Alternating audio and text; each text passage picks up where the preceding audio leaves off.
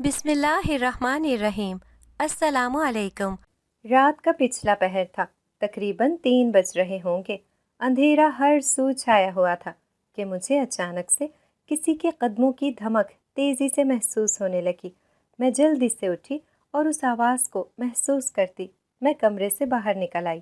انور، جو کہ میرا شوہر تھا، وہ سارے دن کا تھکا ہوا گھر آتا اور آتے ساتھ ہی سو جاتا تھا۔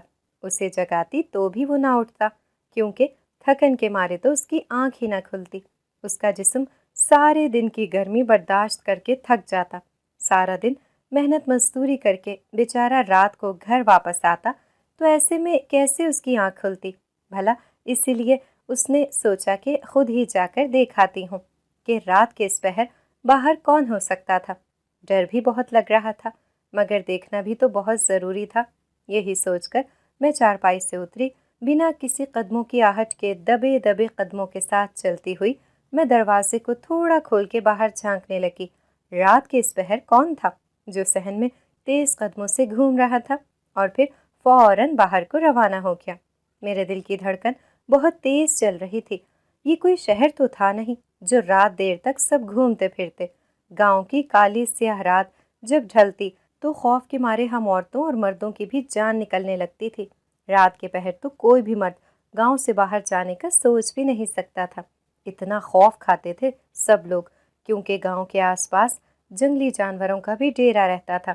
ویران سڑکیں، گھنا جنگل اور رات کو دیر سے تو طرح طرح کی جانوروں کی آوازیں سن کر ہی دل پیروں میں آ گرتا تھا۔ میں بھی ڈر کے مارے ان آوازوں کو سنتی باہر جھانک ہی رہی تھی کہ میرے دل میں کئی طرح کے سوالات اور وسوسے آ رہے تھے کہ کہیں کیا وہ کوئی چور ڈاکو تو نہیں ہوگا جو ہمارے گھر چوری کرنے گھسا ہوگا۔ میں ذہن میں آتے بے شمار سوالات کو جھٹکتی باہر نکل آئی، یہاں وہاں دیکھنے لگی۔ صحن میں اندھیرا چھایا ہوا تھا، مگر میرے کمرے سے بلب کی روشنی صحن کو پڑ رہی تھی تو مجھے کچھ دکھ رہا تھا، مگر میں نے صحن میں کسی کو نہ پایا، بلکہ میں نے ایک آخری جھلک دروازے کے ہلنے کی محسوس کی۔ مجھے یوں محسوس ہوا تھا جیسے دروازے کی کنڈی ہل رہی تھی۔ اس کی جھلک دیکھی تھی، کوئی باہر کو گیا تھا، مگر کون ہوگا؟ ہم تو گھر میں بس صرف 2 ہی لوگ تھے، ایک میں، ایک میرا شوہر انور، جو دن کا تھکا ہارا آتے ہی کھانا کھا کر سو جاتا تھا۔ ہم تو غریب لوگ تھے، پیسہ ویسا تو تھا نہیں، نہ ہی کوئی زیور وغیرہ، بس اس لائق تھے کہ کماتے اور کھاتے تھے۔ ہمارے گھر میں تو نہ کوئی بھینس تھی اور نہ ہی کوئی بکری یا مال وغیرہ جس کو چور چرا کر لے جاتے، بس ایک آم کا پیڑ تھا صحن میں نے جو بہت پرانا تھا۔ میں نے گھر کا جائزہ لیا، چاروں اطراف میں نظر پھیر کر گھر کا تعاقب کیا، پھر دروازے کے قریب جا کر دروازے کو کنٹی لگائی۔ مجھے باہر جھانکنے کی ہمت نہ ہوئی، خوف کے مارے میرے ماتھے پر سے پسینہ ٹپکنے لگا تھا۔ میں واپس آ کر پھر سے سونے کی کوشش کرنے لگی، مگر نیند کوسوں دور تھی۔ میں انہی سوچوں میں کھوئی تھی کہ آخر رات کے اس پہر ہمارے گھر کون آ سکتا تھا۔ میں نے سوچا شاید انور منڈی کھانا بھول گیا ہوگا، کیونکہ جب تک انور گھر واپس نہیں آ جاتا تھا میں گھر کا دروازہ بند نہیں کرتی تھی۔ انور اور میری شادی کو 1 سال کا عرصہ گزر چکا تھا، مگر میں اب تک اولاد جیسی نعمت سے محروم تھی۔ یہ دکھ اندر ہی اندر مجھے کریدتا رہتا تھا۔ میں بہت اکیلی تھی، اولاد نہ ہونے کی وجہ سے سارا دن اکیلی رہتی، گھر کے کام کاج کر کے پھر سے چارپائی پر لیٹ جاتی، اللہ تعالیٰ سے بہت دعائیں کرتی رہتی کہ کاش میری بھی اولاد ہو جائے، میرے آنگن میں بھی پھول کھلیں، مگر ابھی تک اس رحمت سے محروم تھی۔ نہ جانے کیا وجہ تھی، بس انور بھی ہر وقت یہی کہتے رہتے، مایوس نہ ہوا کر، اللہ ہر چیز پر قادر ہے، وہ ہمیں بھی ضرور اولاد سے نوازے گا، بس خدا سے ہر وقت دعا کیا کر، جو بھی لکھا ہے نصیب میں اب وہ ہمیں مل جائے۔ میں ہر وقت دعا کرتی رہتی، کبھی رو کر تو کبھی سجدوں میں گر کر، اپنی توفیق کے مطابق صدقہ خیرات بھی دیتی رہتی کہ نہ جانے کب میرا رب مجھ سے راضی ہو جائے اور مجھے اولاد جیسی نعمت سے نواز دے۔ اب تو گاؤں کی عورتوں نے بھی تانے دینا شروع کر دیے تھے، کسی شادی بیاہ یا تقریب میں جاؤں، سب بس ایک ہی سوال دہرا کر کرتی، شادی کو 1 سال گزر گیا، ابھی تک اولاد نہ ہوئی، انور بیچارہ تو رل گیا نا، نہ گھر کا رہا نہ گھاٹ کا، تم تو اسے 1 اولاد بھی نہ دے سکی۔ مگر یہ میرے بس کی بات نہ تھی، جو نصیب میں لکھا تھا ہم تو قبول کر کے بیٹھے تھے۔ مگر یہ ظالم دنیا کب جینے دیتی ہے جب سمجھتی ہے کہ یہ سب خدا کی کرنی ہے جو 7 آسمانوں کے اوپر بیٹھا سب دیکھ رہا ہے۔ یہ سب اس مالک کی کرنی ہے۔ ہم انسان بھلا کیا کر سکتے ہیں؟ مگر کسی کو یہ بات کب سمجھ آتی ہے؟ لوگ بس یہی کہتے ہیں، علاج کروایا یا نہیں کروایا، اس کے پاس جاؤ، اس کے پاس جاؤ، یہ کھاؤ، وہ پہنو۔ طرح طرح کے سوالات سے میں تنگ آ جاتی، کیونکہ جواب میرے پاس صرف ایک ہی تھا، اور وہ تھا اللہ مالک ہے، وہ جب چاہے گا نوازے گا۔ کبھی کبھار تو لوگ سوتن لانے کا بھی بول دیتے، مگر انور کو مجھ سے اندھی محبت تھی، وہ کبھی مجھ پر سوتن نہ لانا چاہتے، بے اولاد ہی کیوں نہ رہتا۔ ساری زندگی اس نے مجھے نازوں سے رکھا ہوا تھا، غربت ہی سہی مگر مجھے کبھی بھوکا نہیں سونے دیا تھا۔ انور کی ماں ایک ادھیڑ عمر خاتون تھی، ان کا اپنا مکان تھا، شوہر کا پینشن آتا تھا۔ انور کا ابا جو اس فانی دنیا سے کب کا رخصت ہو چکا تھا، ان کا ایک اور بھی بیٹا تھا اور بہو بھی، سو ان پر انور کی ناراضگی کا کچھ خاص اثر نہیں ہوا تھا۔ جب انور نے کہا تھا کہ مجھے مہرین سے شادی کرنی ہے، آپ میرا رشتہ اس کے گھر لے جائیں، وہ اپنی ضد پر اڑی رہیں اور میرے رشتے کو کبھی نہ آئیں۔ انور نے بھی ٹھان لی کہ مہرین ہی سے شادی کروں گا۔ انہوں نے اپنے والد کی پینشن اور اپنے ذاتی مکان کو ٹھکرا کر، سب سے منہ موڑ کر میرا دامن ہی پکڑ لیا کہ اب تمہارے ہی ساتھ رہنا ہے، جینا ہو یا مرنا، سب تمہارے ساتھ ہی ہوگا۔ میرا بھی اس دنیا میں ایک ماموں کے علاوہ اور کوئی نہیں تھا۔ میری ماں مجھے جنم دیتے ہی اس فانی دنیا سے رخصت ہو گئی تھی۔ مجھے ماموں نے ماں اور باپ دونوں بن کر پالا تھا۔ مومانی جان تو تھی مگر ان کی بھی کوئی اولاد نہیں تھی۔ انہوں نے مجھے ہی اپنی اولاد سمجھ کر سینے سے لگا لیا تھا۔ گاؤں کے لوگ جلد ہی شادی کر دیتے ہیں۔ انور کے ابا شہر میں نوکری کرتے تھے، وہ ایک پڑھے لکھے انسان تھے، وہ اپنا گھر شہر میں بسانا چاہتے تھے، مگر انور کی والدہ نے کبھی گاؤں کا پیچھا نہ چھوڑا اور ضد پر اڑی رہیں۔ وہ بہت ضدی خاتون تھی، ایک بار جو ٹھان لیتی دنیا ادھر سے ادھر ہو جائے وہ نہ مانتی، بلکہ اپنی منوا کر ہی دم لیتی تھی۔ انور کے والد کی ایک روڈ ایکسیڈنٹ میں وفات ہو گئی، جس کے بدلے میں ان کو یہ مکان تعمیر کروا کر دیا گیا تھا، کیونکہ وہ نوکری کے سلسلے میں جا رہے تھے۔ انور کا گھرانہ ایک متوسط گھرانہ تھا۔ انور کے گھر والے کھاتے پیتے لوگ تھے۔ انور کی اماں ہمیشہ سے انور سے کہتی تھی کہ وہ کسی اونچے خاندان کی بہو بیاہ کر لائے، مگر انور کی اب میں ہی ضد بن گئی تھی، جو وہ کسی صورت حاصل کرنا چاہتا تھا، پھر چاہے اسے کچھ بھی کیوں نہ چھوڑنا پڑے۔ اس نے میرے ماموں کی بہت منت سماجت کی کہ اپنی بیوی کو حق حلال کا رزق کما کر کھلاؤں گا، پھر چاہے مجھے محنت مزدوری ہی کیوں نہ کرنی پڑے۔ جب ماموں نے اسے اتنا مجبور پایا تو آخر کار میرا رشتہ دے ہی دیا، اور یہی سوچا کہ اچھا گھرانہ ہے، بھلا کب تک ماں بیٹا ناراض رہ سکتے ہیں۔ شادی ہو گئی تو خود ہی ماں اپنے بیٹے کو گھر لے جائے گی، بھلا ایک ماں کب تک اپنی اولاد سے خفا رہ سکتی ہے۔ بس یہی سوچ کر ماموں جان نے ہماری شادی بہت سادگی سے کر دی اور مجھے رخصت کر دیا، مگر میرے ماموں جان کا یہ خیال ہمیشہ کے لیے بس ایک خیال ہی رہا تھا، اور انور کی ماں تو اب تک مجھے اپنانے کو تیار ہی نہ ہوئی، الٹا انور سے مزید خفا ہو گئی۔ انور پڑھا لکھا تھا مگر نوکری کرنے شہر نہیں گیا۔ اس نے سوچا تھا کہ اس کے والد کی طرح وہ بھی کسی حادثے کا شکار نہ ہو جائے، اور پھر اس نے مجھے پا کر بس میرے ساتھ ہی رہنا چاہا تھا، پھر چاہے اسے محنت مزدوری ہی کیوں نہ کرنی پڑی تھی۔ شادی کے کچھ دن ماموں اور مومانی جان نے کھانا بھیجا، ایک ہفتہ یوں ہی گزرا تھا، پھر انور نے گاؤں میں کھیتوں میں کھیتی باڑی کرنے کا سوچا، اور ہمارے گزارے لائق کمال آتا تھا، پھر دونوں اسی میں خوش تھے۔ گھر بھی انور نے اپنی محنت کے تحت بنوا لیا تھا، کوئی اولاد تو تھی نہیں اب تک جس کے مستقبل کی فکر کرتے، سو ہمارا گزارا ایسے ہی ہو رہا تھا۔ کچھ دن سے میری طبیعت میں بے چینی سی رہنے لگی۔ میں انور سے کہتی آپ جاتے وقت مجھے مومانی کے گھر چھوڑ جائیں، اور وہ ایسا ہی کرتا۔ صبح ناشتہ کرنے کے بعد جب وہ کھیتوں پر جایا کرتا تو مجھے بھی مومانی کے گھر چھوڑ جاتا، مگر میں وہاں دیر تلک نہ رکتی، انور کے آنے سے پہلے ہی گھر لوٹ آتی، اس کے لیے رات کا کھانا بنایا کرتی۔ ایک دن جب میں واپس آ رہی تھی، میں نے راستے میں ایک فقیرنی کو بیٹھے دیکھا جو بھیک مانگنے کے بجائے چپ چاپ دیوار سے ٹیک لگائے بیٹھی تھی۔ اس وقت میرا دل چاہا کہ میں اس کو کچھ صدقہ دے دوں اور دعا کا کہوں کہ میرے یہاں بھی اولاد ہو جائے، مگر جب میں نے اپنا پرس چیک کیا تو اس میں چھٹے پیسے نہ تھے، ایک ٹوٹا ہوا نوٹ تھا۔ میں نے نکال کر وہ 50 کا ٹوٹا ہوا نوٹ اس کے آگے رکھ دیا۔ اس نے وہ نوٹ اٹھایا اور اسے الٹ پلٹ کر دیکھنے لگی، پھر اسے پھاڑ کر میرے پرس میں واپس ڈالنے کو کہا اور ایک انگلی کا اشارہ آسمان کی طرف کیا۔ اس نے جب میرے پیسے لوٹائے تو میرے دل میں ایک دھچکا لگا۔ میں نے پھر بہت افسوس کیا کہ مجھے اسے ٹوٹا ہوا نوٹ نہیں دینا چاہیے تھا۔ وہ خفا ہو گئی تھی، وہ شاید تب بہت بھوکی تھی۔ مجھے اسے خیرات نہ سہی گھر بلا کر کھانا ہی کھلا دینا چاہیے تھا۔ گھر آ کر میرا دل بہت اداس ہو گیا۔ کھانا بناتے وقت بھی مجھے بس اسی کا خیال ستاتا رہا۔ مجھے اسے یہ نوٹ نہیں دینا چاہیے تھا جو اس نے 4 ٹکڑوں میں تقسیم کر کے مجھے واپس رکھنے کا بولا تھا۔ میں نے گھر آ کر وہ پرس اپنے ٹرنک میں رکھ دیا اور یہی فیصلہ کیا کہ میں اب یہ کبھی خرچ نہیں کروں گی۔ مگر میں اس فقیرنی کی بات کو سمجھ نہ پائی۔ اس نے خفا ہو کر ہی صحیح پر شاید میری گود بھرنے کی دعا مجھے دے دی تھی۔ شام کو جب انور گھر آیا تو میں نے اس کے سامنے کھانا رکھا اور اسے یہی ساری بات بتائی اور یہ بھی کہا کہ اس کی اس بات کے بعد میرا دل بڑا بے چین ہے۔ پہلے تو انور نے بھی کہا کہ تجھے اسے پھٹا نوٹ نہیں دینا چاہیے تھا، پھر کہا کہ اب فالتو کے وہم کرنا چھوڑ دو اور اس خیال کو دل سے نکال دو، جو کرتا ہے اللہ کرتا ہے، بندوں کے ہاتھ میں کچھ بھی نہیں ہے۔ میں نے انور کی یہ بات مان لی اور چپ چاپ سو گئی، مگر اس فقیرنی والی بات کے بعد تو میں انور کو رات والا قصہ بتانا ہی بھول گئی تھی کہ رات میں نے اپنے صحن میں کسی کی موجودگی کا احساس پایا تھا۔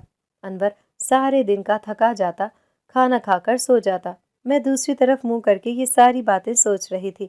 مجھے ایک اور خیال آیا کہ کہیں مجھے انور کی ماں کی بددعا تو نہیں لگ گئی جو اب تک میں اولاد کی نعمت سے مایوس ہوں۔ میں نے سوچا کہ اب انور کو لے کر ان سے بھی سارے گلے شکوے ختم کروائیں گے اور دعا کروائیں گے کہ میرے یہاں اولاد ہو جائے۔ میری وجہ سے انور اپنی ماں سے ابھی تک دور تھا، شاید مجھے بھی اسی وجہ سے اللہ تعالیٰ نے اولاد سے محروم رکھا ہوا تھا۔ میں یہ سب سوچتے سوچتے کلمہ پڑھ کر سو گئی۔ پھر رات کا وہی پہر تھا، کسی کی آہٹ سے میری آنکھ کھلی۔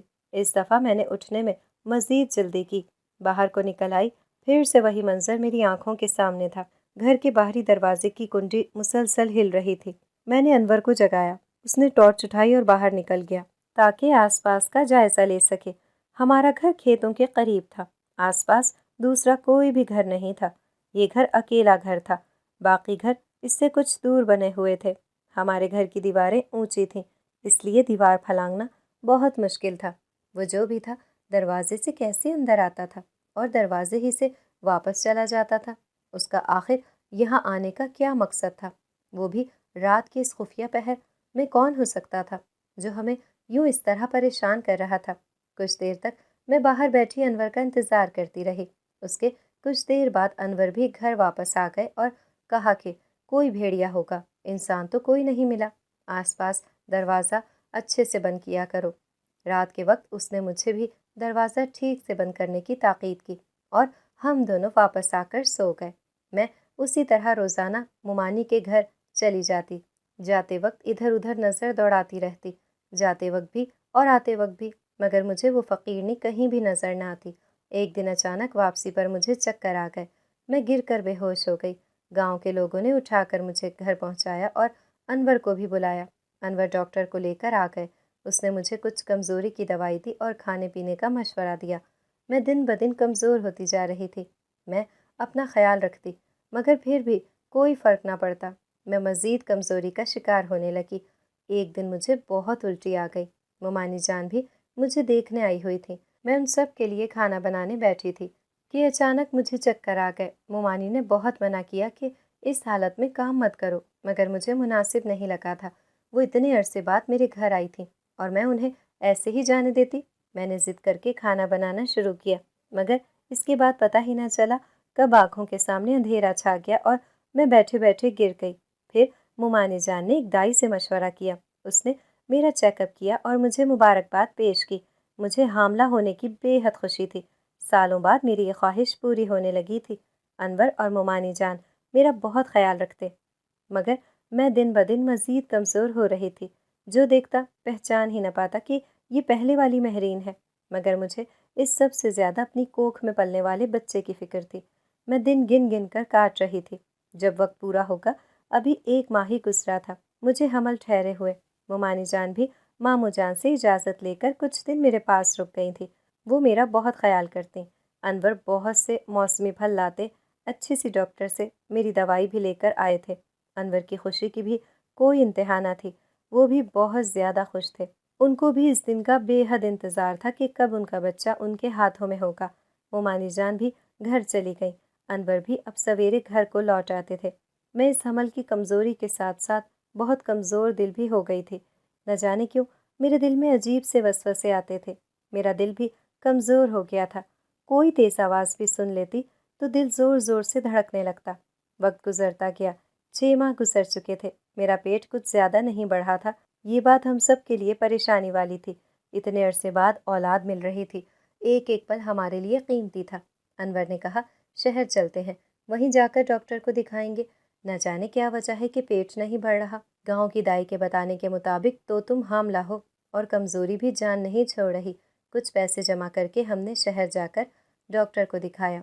डॉक्टर साहिबा ने अच्छी तरह मेरा मुआयना किया और अल्ट्रासाउंड लिख कर दिया, जिसमें बच्चे की सारी हालत देखी जा सकती थी। कुछ खून के टेस्ट वगैरह भी लिख कर दिए। अनवर ने मेरे सारे टेस्ट करवाए और अल्ट्रासाउंड भी करवाया। ये बच्चा बिल्कुल कमज़ोर था। ये बात सुनकर हमें बहुत धचका लगा।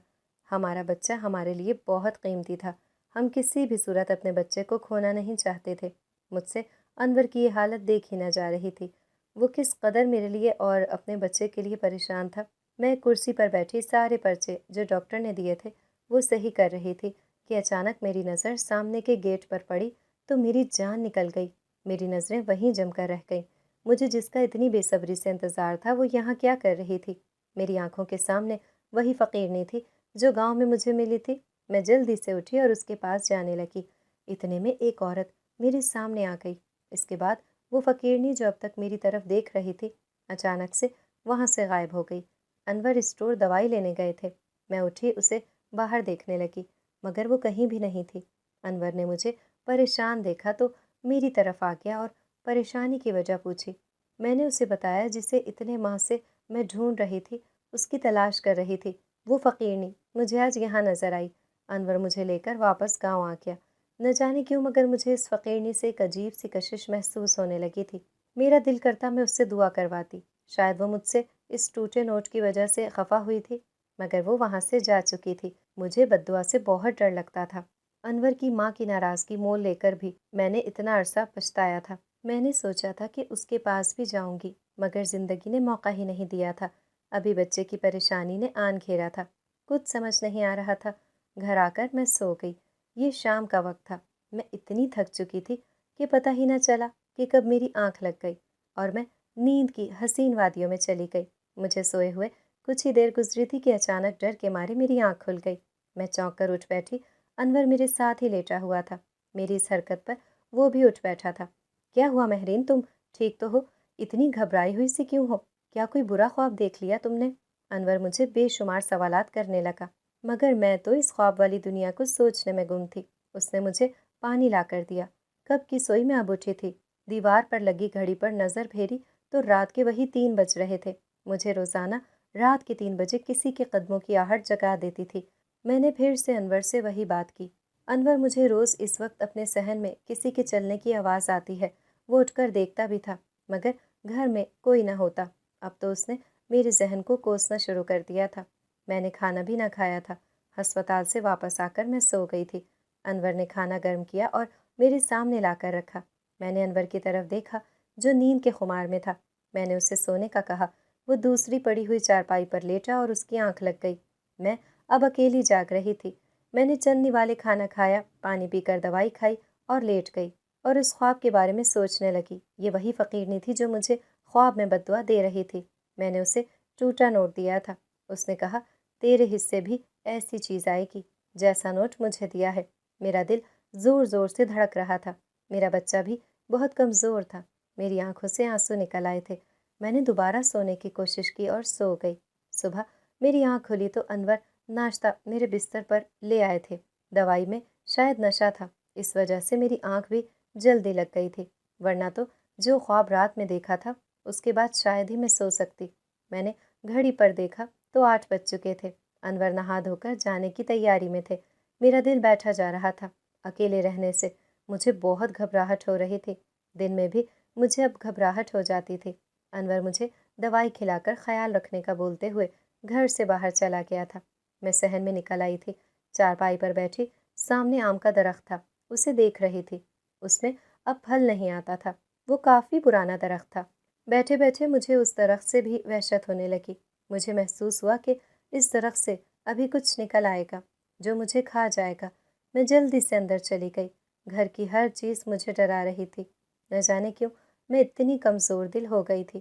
جب سے اس فقیرنی کو دیکھا تھا تب سے میرے ساتھ یہ سارے عجیب و غریب واقعات پیش آ رہے تھے۔ میرے دل میں بھی اس فقیرنی کو دیکھنے کے بعد خوف سا بیٹھ گیا تھا، ورنہ اس سے پہلے تو میں بہت مضبوط دل کی تھی، بہت پرسکون زندگی گزر رہی تھی۔ جیسے تیسے 4 ماہ بیت گئے اور میری بیٹی پیدا ہوئی۔ میری بیٹی بہت خوبصورت تھی، سب نے مجھے بہت مبارکباد پیش کی۔ ممانی بھی بہت خوش تھیں، میری بیٹی تو ان کے جگر کا ٹکڑا بن گئی تھی۔ انور بھی بہت خوش تھے۔ میری ساس نے تو انور کی اولاد کا سنا تب بھی میری چوکھٹ کو نہ آئیں۔ اتنی سخت مزاج عورت تھی کہ بیٹے کی خوشی پر بھی ان کا دل نرم نہ ہو سکا تھا۔ ان کی سخت مزاجی ابھی تک برقرار تھی۔ نہ جانے کیسی عورت تھی وہ، اور کیسا پتھر نما دل سینے میں رکھ کر جیتی رہی تھی کہ بیٹے کی اتنی بڑی خوشی میں بھی شرکت نہ کی تھی۔ انور نے اپنی بیٹی کا نام ہما رکھا تھا۔ ہما اب ہمارے دل کا ٹکڑا تھی۔ ہم اسی کے لیے ہر چیز کرتے اور اسی کے لیے ساری خوشیاں مناتے۔ میرا دن رات کس طرح گزر جاتا مجھے کچھ پتہ نہ چلتا۔ میں اپنی بیٹی کے ناز نخرے اٹھایا کرتی۔ میری بیٹی کی رونق سے مجھے میرا گھر جنت محسوس ہوتا تھا۔ وہی گھر جس سے میں کل تک خوف کھاتی تھی، آج وہی گھر میرے لیے جنت بن چکا تھا۔ وقت کا پتہ ہی نہ چلا تھا۔ دیکھتے ہی دیکھتے ہما 6 ماہ کی ہو گئی تھی۔ وہ دکھنے میں بھی صحت مند تھی، مگر نہ جانے کیوں مجھے دل میں ایک عجیب سی ہلچل ہوتی تھی۔ میری طبیعت بھی اب ٹھیک ہو چکی تھی، میں کافی صحت مند ہو چکی تھی۔ انور ہم دونوں کا بہت خیال کرنے لگے تھے۔ ایک دن بیٹھے میرے دل میں یوں ہی خیال آیا۔ میں نے انور کو کہا کہ ان کی ماں کی طرف چلتے ہیں، ہما کو بھی اپنی دادی کی دعا کروا کر لاتے ہیں۔ انسان کی زندگی کا بھی کوئی بھروسہ نہیں، تم بھی اپنی ماں سے مل لو گے، وہ بھی شاید ہما کو دیکھ کر ناراضگی ختم کر لیں اور تمہیں واپس بلا لیں۔ اللہ کا دیا ہوا سب کچھ تھا ہمارے پاس، ان کی کسی چیز کی ہمیں ضرورت نہیں تھی سوائے دعا کے۔ میں چاہتی تھی کہ ہما کے سر پر کسی کا رنج نہ ہو۔ میری ہما اب میری جان بن چکی تھی، مگر انور میری بات نہ مانا اور میرے ساتھ چلنے سے صاف انکار کر دیا، بلکہ مجھے بھی روک دیا کہ جانے کی ضرورت نہیں، ان کو ہماری کوئی ضرورت نہیں، تو ہم کیوں خود کو ذلیل کریں۔ انور کے دل میں بھی کافی ناراضگی تھی، یہ آگ دونوں طرف سے تھی۔ میں ہمیشہ یہی چاہتی مجھے بھلے نہ لے کر جائیں، مگر انور اپنی ماں سے ساری ناراضگیاں ختم کر لیں۔ مگر انور اس موضوع پر میری کوئی بات نہ سنتے اور نہ مجھے کچھ بولنے دیتے، تو میں بھی خاموش ہو جاتی تھی۔ ماموں جان کی طرف سے ہمیں دعوت کی گئی رات کے کھانے کی۔ ہم شام کے وقت تیار ہو کر ان کی طرف چلے گئے۔ شام کا اندھیرا پھیلنے والا تھا۔ انور نے کہا گھر تھوڑا دور ہے، جلدی چلے جاتے ہیں اس سے پہلے کہ اندھیرا چھا جائے۔ ہم موٹر سائیکل پر بیٹھ کر گھر آ رہے تھے کہ اچانک میری نظر ایک گھر میں پڑی جس کے دروازے پر ایک عورت کھڑی مسکرا رہی تھی۔ اس کے ہاتھ میں دیا جلا ہوا تھا، وہ وہی فقیرنی تھی۔ میرا دل پیروں میں آ گیا۔ اندھیرا بہت پھیلنے والا تھا، ہمیں گھر جلدی پہنچنا تھا۔ میں نے ہما کو ڈھانپ لیا تھا ہر جگہ سے تاکہ اسے کوئی ہوا بھی نہ چھوئے، مگر مسلسل ہما روئے جا رہی تھی۔ سارا راستہ ہما روتی رہی۔ میرے دل میں طرح طرح کے خیالات آ رہے تھے، پتہ نہیں کیوں میرا دل زور زور سے دھڑک رہا تھا۔ مجھے اس فقیرنی کا ہنستا ہوا چہرہ ذہن سے نکل ہی نہیں رہا تھا۔ اگر میں انور کو بتاتی تو مجھے تو وہ یقیناً ڈانٹ دیتے، کیونکہ جب سے اس فقیرنی کو دیکھا تھا تب سے میں انور سے اسی کا ذکر کرتی۔ اپنے ساتھ ساتھ میں نے انور کو بھی دماغی مریض کر دیا تھا۔ انور اب مجھ سے اور میری باتوں سے چڑچڑے سے رہتے تھے۔ گھر آ کر انور تو آرام کی نیند سے سو گیا، مگر ہما مسلسل رو رہی تھی۔ اسے چپ کرواتے کرواتے مجھے کئی گھنٹے گزر گئے تھے۔ وہ چپ ہونے کا نام ہی نہیں لے رہی تھی۔ میں نے ہر طریقہ اپنا لیا تھا، اسے بار بار دودھ دیتی، وہ دودھ منہ سے نکال کر دور پھینک دیتی۔ تھکن کے مارے میرا برا حال ہو رہا تھا، سر میں بھی شدید درد ہو رہا تھا، مگر ہما چپ ہونے کا نام ہی نہیں لے رہی تھی۔ میں نے چارپائی میں جھولا باندھا، اسے اس میں لٹا کر بڑے بڑے جھولے دینے لگی۔ کتنی ہی دیر گزر گئی، ہما کا وہی حال تھا۔ بالآخر رات کے 12 بج گئے، پھر جا کر ہما تھک کر سو گئی۔ وہ آرام سے نہ سوئی بلکہ تھک کر سو گئی تھی۔ میں نے سکھ کا سانس لیا اور انور کے ساتھ سونے لگی۔ ابھی صرف 2 گھنٹے ہی گزرے تھے کہ اچانک میری آنکھ کھلی۔ کوئی مجھے زور زور سے میرے نام سے پکار رہا تھا، مہرین باہر آؤ۔ महरीन जल्दी बाहर आओ। मैं फ़ौरन से उठी और बाहर जाकर देखा तो सहन में कोई भी मौजूद नहीं था। ये कौन था जो एक अरसे से मुझे सता रहा था, मेरी रातों की नींद तक हराम कर दी थी। खौफ के मारे मेरा बुरा हाल था। हुमा भी बहुत मुश्किल से सोई थी। सहन में अंधेरा था। मैंने फिर भी टॉर्च उठाकर बाहर देखना चाहा। मैंने जैसे ही टॉर्च बाहर लगाई तो मेरी तो जान ही निकल गई। आम के दरख्त में झूला बंधा हुआ था जिस पर एक मासूम सी लड़की झूले खा रही थी, जो तकरीबन 5 साल की थी, मगर उसके पाँव नहीं थे। मेरा दिल पैरों में गिर पड़ा। मुझे लगा मेरे सर पर आसमान गिर पड़ा है। इतना भयानक मंजर मैंने आज तक नहीं देखा था। उस लड़की के पाँव नहीं थे। ऐसा कैसे मुमकिन था? वो मुस्कुराकर झूले ले रही थी, जबकि हमारे दरख्त में कोई झूला बंधा हुआ ही नहीं था। फिर ये झूला आखिर कहाँ से आ गया उस दरख्त पर? मैंने जल्दी से आवाज़ लगाकर अनवर को उठाया। अनवर, जल्दी आए बाहर, कोई है। गुजरे 8 माह से मैं यही एक बात अनवर से करती आ रही थी। वो मुझसे अब बहुत खफा होने लगे थे, मुझे दिमागी मरीज़ा बुलाने लगे थे, मगर जो मुझे दिखता था वो अनवर को क्यों नज़र नहीं आता था? सोच सोच के मेरे दिमाग की नसें फटने को आ जाती थी। अनवर ने जब टॉर्च लगाया तो अब वहाँ कुछ भी मौजूद नहीं था। मैं हैरान रह गई, ऐसा कैसे मुमकिन था? अभी तो एक छोटी सी बच्ची वहाँ झूले ले रही थी, मगर अब वहाँ कुछ भी मौजूद नहीं था। उस लड़की के पाँव नहीं थे, वो अपने पाँव से माजूर थी। मैं बार बार हुमा के सीने पर हाथ रखती, उसे चेक करती। वो सो रही थी। दिन का उजाला हुआ। मेरी आँख खुली तो अनवर अभी तक सो रहा था। मैं जल्दी से बाहर गई। इधर उधर देख कर नहा धोकर चाय बनाने लगी। जब तक अनवर भी बाहर आ चुका था, वो भी फ्रेश होकर चाय के लिए सहन में बैठ गया। मैंने हुमा को भी लाकर उनके पास बड़ी चारपाई पर रख दिया। वो बहुत छोटी थी, अभी बैठ ना सकती थी। मैंने अनवर से रात वाली बात का जिक्र छेड़ते हुए कहा, अनवर, मैंने झूठ नहीं बोला था। उन्होंने ज़िंदगी में पहली बार मेरे सामने हाथ जोड़े। बस कर दो महरीन, ये मेरे हाथ देखो। मैं हाथ जोड़ता हूँ तुम्हारे आगे। अब एक लफ्ज़ और नहीं।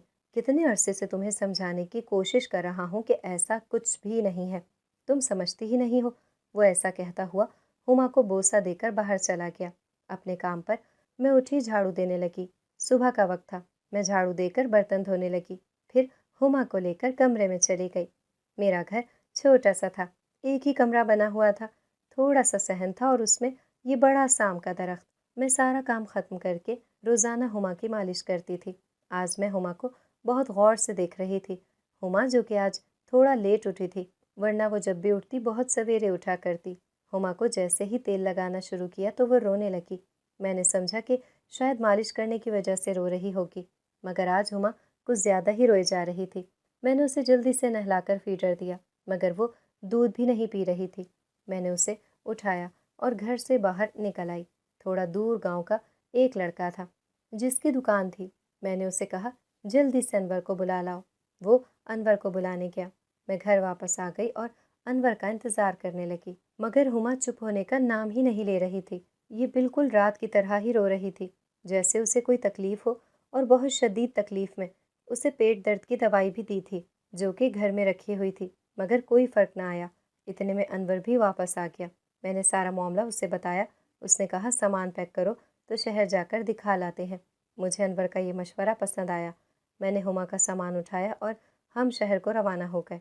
कुछ ही देर बाद हम लोग शहर आ गए थे। शहर के तमाम अस्पताल बंद थे। आज शायद कोई हड़ताल थी। मैं बहुत घबरा गई, मगर जब सड़क पर बैठी एक नकाबपोश औरत ने हमें देखा तो हमारे करीब आकर हमें एक अस्पताल का बता दिया। हम फ़ौरन उस पते पर निकल पड़े। ये एक छोटा सा अस्पताल था। हम अंदर दाखिल हुए तो एक नौजवान डॉक्टर अंदर बैठा नजर आया, मगर वो अकेला था। मुझे बड़ी हैरत हुई कि ये डॉक्टर अकेला क्यों है और उसके अस्पताल में हमारे अलावा और कोई भी नहीं था। उसने पूछा तो मैंने झट से उसे सारा मामला बताया कि कल रात से हुमा को न जाने क्या हो गया है। वो मुसलसल रोए जा रही है, दूध भी नहीं ले रही। हमें दूर हटाकर उसने हुमा को बेड पर लिटाया और उसका मुआयना करने लगा। डॉक्टर ने हुमा के पाँव अपने हाथ में पकड़े तो वो चुप हो गई। मुझे बड़ी हैरत हुई कि ऐसा कैसे हो सकता है। डॉक्टर ने तो अभी कोई दवाई भी नहीं दी। उसके हाथ से खाने से ही हुमा इतनी पुरसुकून और खामोश सी हो गई थी। डॉक्टर ने कुछ दवाई लिख कर दी और बताया कि 8 दिन बाद फिर से वापस आना। हुमा के कुछ ज़रूरी टेस्ट होंगे। आपको पैसों की फ़िक्र बिल्कुल भी नहीं करनी। ये अस्पताल बिल्कुल मुफ्त है। इस नौजवान डॉक्टर की आंखें बहुत पुरकशिश थीं। उसका रंग भी गुलाबी था। मैंने पहली बार ऐसा डॉक्टर देखा था। پہلے تو میں سمجھتی تھی کہ شاید یہ کسی بیرونی علاقے کا ڈاکٹر ہوگا، مگر اس کے بول چال دیکھ کر پتہ لگا کہ وہ یہیں کا ہے۔ ہم دوائی لے کر گھر آ گئے۔ شام ہو چکی تھی۔ انور کسی کام سے باہر گیا تھا۔ میں نے ہما کو دودھ پلایا تو اس نے دودھ پیا۔ میں نے اسی طرح ہما کے پاؤں کو ہاتھ میں پکڑ لیا جس طرح ڈاکٹر نے پکڑا تھا، تو ہما چپ ہو گئی تھی، مگر ہما کے پیروں کو ہاتھ میں لیتے ہی مجھے ایک زوردار جھٹکا لگا۔ میں حیران رہ گئی۔ مجھے یقین ہی نہیں ہو رہا تھا۔ ہما کا ایک پاؤں چھوٹا، ایک بڑا تھا۔ میری آنکھوں سے بے ساختہ آنسو نکل آئے۔ میرے دل میں کئی سوالات آ رہے تھے۔ ہما اب چل سکے گی یا نہیں؟ میں نے آج تک اس بات پر دھیان نہیں دیا تھا، مگر وہ اس بات کو جان چکا تھا کہ ہما کو کیا تکلیف ہے۔ ہما کا ٹیسٹ بھی شاید اسی سلسلے میں ہونے تھے۔ اتنے میں انور بھی گھر آ چکے تھے۔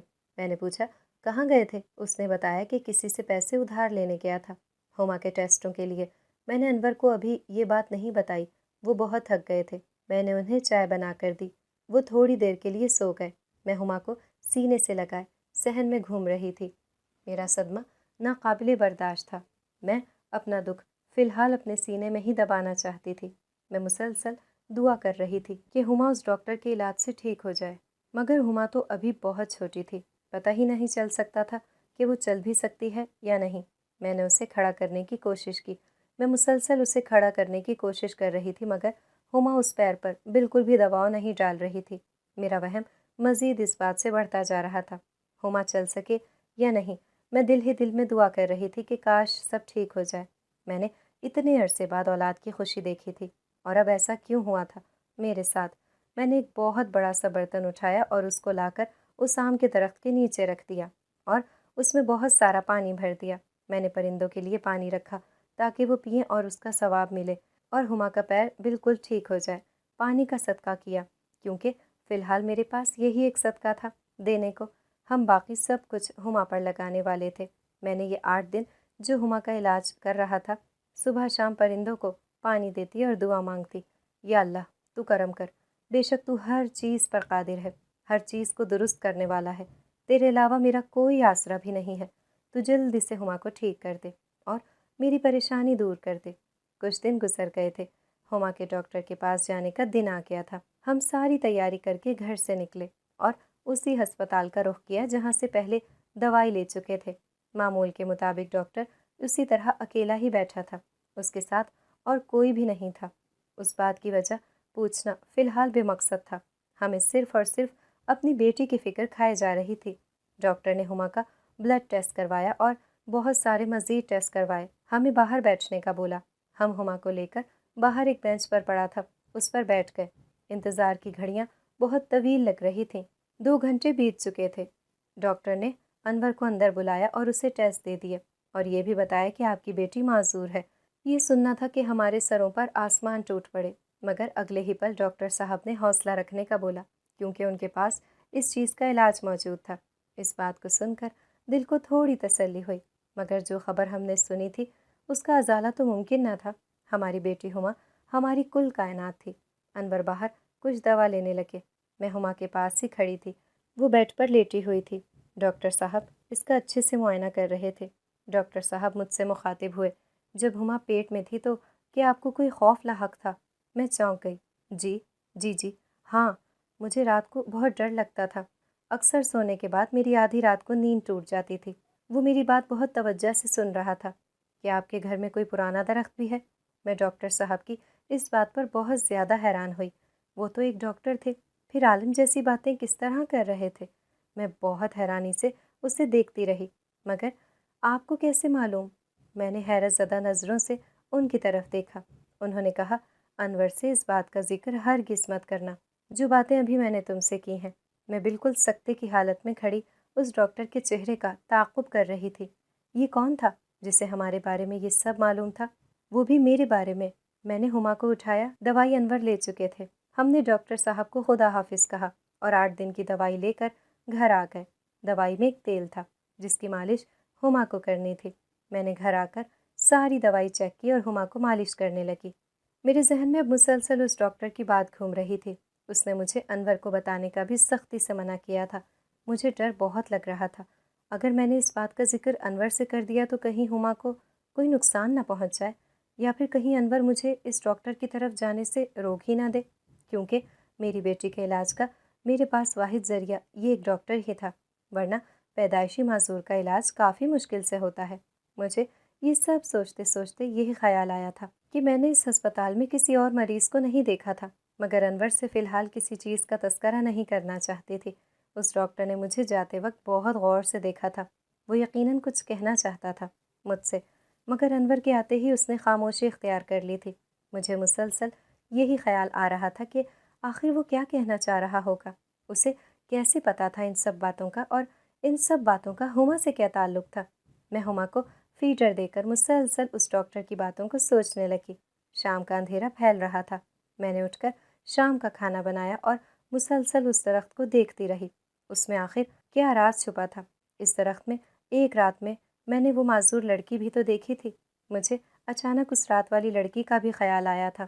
میں ساری رات ان سب باتوں کو لے کر کافی دیر جاگتی رہی، کبھی صحن میں نکل آتی، کبھی بیٹھی رہتی، مگر آج نہ جانے کیوں اس ڈاکٹر کی بات سن کر میرا خوف ختم ہو گیا تھا۔ میرے علاوہ بھی کوئی تھا جو میری بات کا یقین کر رہا تھا، جسے یقین تھا کہ میں جھوٹ نہیں بولتی اور یہ ساری باتیں سچی ہیں، مگر وہ تو ایک انجان آدمی تھا، ہمارے گھر کبھی آیا بھی نہیں تھا، تو اسے کیسے معلوم تھا؟ میں اسی شک کے ساتھ پورے 8 دن صرف اسی بات کو سوچتی رہی۔ آج ہما کو دکھانے جانا تھا۔ میں نے انور سے کہا آج دوائی ختم ہو گئی ہما کی۔ وہ مجھ سے تھوڑے خفا خفا سے تھے۔ مجھے کہا تم رہنے دو، آج میں خود جاؤں گا دوست کے ساتھ ہما کو دکھانے۔ مجھے اس ڈاکٹر کے پاس ضرور جانا تھا، اسے مجھ سے کچھ بات کرنا تھی، مگر نہ جانے انور کو کس بات کا خوف تھا جو وہ مجھے نہیں لے جانا چاہتے تھے۔ اس دن جب انور کلینک میں داخل ہوئے تھے تو میں اس ڈاکٹر کی طرف ہی دیکھ رہی تھی۔ انور اندر داخل ہو کر بہت خاموش ہو گئے تھے، مجھ سے کوئی بھی بات نہ کی تھی، نہ مجھ سے پوچھا تھا کہ کیا بات ہوئی تھی۔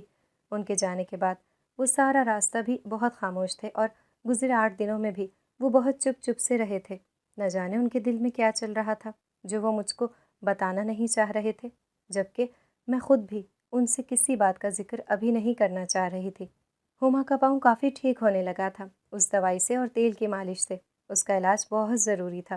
میں نے انور کو بہت سمجھایا کہ صرف اپنی بیٹی کے بارے میں سوچیں، اس کی ساری زندگی پڑی ہے۔ انہوں نے مجھے پیروں سے لے کر سر تک ایک نظر دیکھا۔ مہرین، میں پیار کرتا ہوں، بے حد پیار۔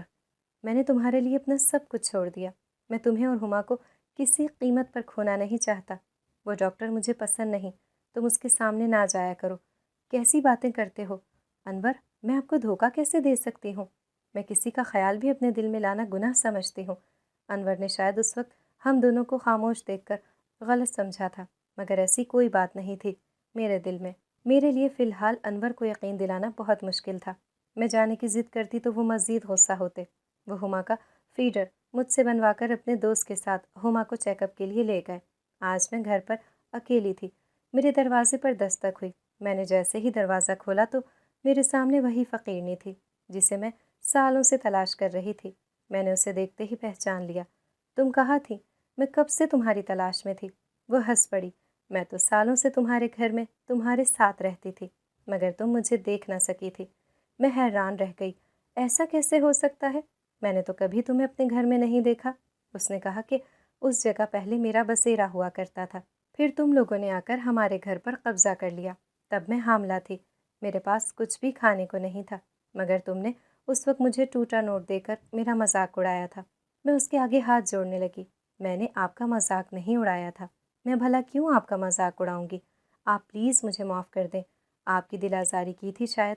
مجھے کئی سال تک نیند نہیں آئی۔ میں نے آپ کو ہر جگہ ڈھونڈا تھا، مگر آپ کہیں مجھ کو نہ ملی۔ میری بیٹی پیدا ہوئی ہے، مگر وہ پیر سے معذور ہے۔ اس نے مجھے کہا جو ڈاکٹر تمہاری بیٹی کا علاج کر رہا ہے وہ میرا بیٹا ہے۔ میری بھی ایک بیٹی معذور ہے اور وہ یہیں تمہارے گھر میں رہتی ہے، مگر تمہیں نظر نہیں آتی، اس لیے جو بھی اس گھر میں اولاد پیدا ہوگی وہ معذور ہی ہوگی۔ میرا ڈاکٹر بیٹا ان کا علاج بھی اسی لیے کرتا ہے کیونکہ اس کی اپنی بہن بھی معذور ہے۔ میں اس کا تمہیں ایک حل بتاتی ہوں، شوہر کو لے کر سسرال چلی جاؤ، تمہارے سارے مسئلے حل ہو جائیں گے۔ میں نے اسے کھانا کھلا کر رخصت کیا، مگر وہ وہیں غائب ہو گئی اور اس درخت میں چلی گئی جس کی بات کا مجھے یقین ہو گیا۔ کچھ دیر بعد انور گھر آیا تو میں نے اس کے آگے ہاتھ جوڑ دیا اور کہا کہ اپنی اماں سے معافی مانگ کر ان کو کہیں کہ ہمیں اپنے ساتھ رکھ لیں۔ انہوں نے میری بات مان لی۔ ہم لوگ ہما کو لے کر ان کی طرف چلے گئے۔ وہ ایک جگہ بیٹھی تسبیح پڑھ رہی تھیں، اللہ تعالیٰ کا ذکر کرنے میں مشغول تھیں۔ اس گھر میں بے حد سکون تھا کیونکہ یہاں پر بڑوں کا سایہ جو تھا۔ میں نے جا کر ان کے آگے ہما کو رکھ دیا۔ انہوں نے میری اور انور کی طرف دیکھا۔ انور ان کے قدموں میں گر گئے۔ انہوں نے رو کر انور کو گلے لگا لیا اور کہا، میں کب سے اس دن کے انتظار میں تھی۔ دونوں ماں بیٹے نے ایک دوسرے کو خوب پیار کیا۔ ہما کو بہت پیار کیا، مجھے بھی اپنا لیا اور ساتھ رہنے کا خود ہی بول دیا۔ ہما کے بارے میں نے سب کچھ ان کو بتا دیا اور یہ بھی بتایا کہ اس کا علاج چل رہا ہے۔ یہ پہلی رات تھی میری اپنے سسرال میں۔ ہم وہ جنات کا گھر چھوڑ آئے تھے۔ میں نے انور کو بھی سب کچھ بتا دیا تھا کہ وہ جنات کا گھر تھا۔ ہما کا علاج پورا ہو گیا تھا، کئی سال گزر چکے تھے۔ ہما بالکل ٹھیک تھی، اب وہ چلتی پھرتی تھی۔ میرا ایک اور بیٹا بھی پیدا ہو گیا تھا جو بالکل انور جیسا دکھتا تھا۔ میں نے اپنی ساس کی خدمت اپنے اوپر لازم کر لی تھی۔ ان کی دعائیں لے کر میرے دل کو بہت سکون ملتا تھا اور پھر ہم سب ہنسی خوشی رہنے لگے۔ اگر آپ کو ہماری آج کی کہانی پسند آئی ہے تو اسے لائک کریں، شیئر کریں اور چینل کو سبسکرائب کرنا مت بھولیے گا تاکہ آپ کو ہر نئی آنے والی ویڈیو کا نوٹیفیکیشن بر وقت ملتا رہے۔